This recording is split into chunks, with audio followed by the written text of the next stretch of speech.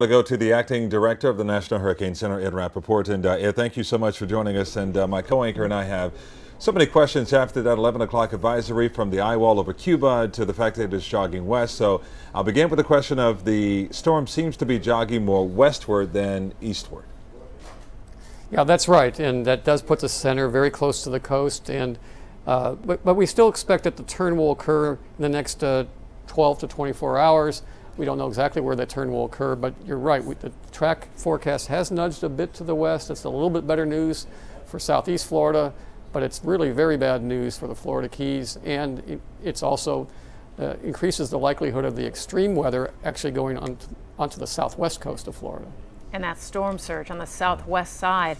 We are able to talk to our crews, Hatzel Vela, right there in Cuba. It is just incredible to see the eye. Actually, would you say the eye is just literally hitting the north coast of Cuba? Yes, it's actually, they have keys there too, just to the north of the mainland, and it's going across those now. And we are concerned about the storm surge, not only in the Florida Keys and along the Florida Peninsula, but for Cuba as well. These are examples of previous storms, storm surge, how it looks and the kind of damage that can occur.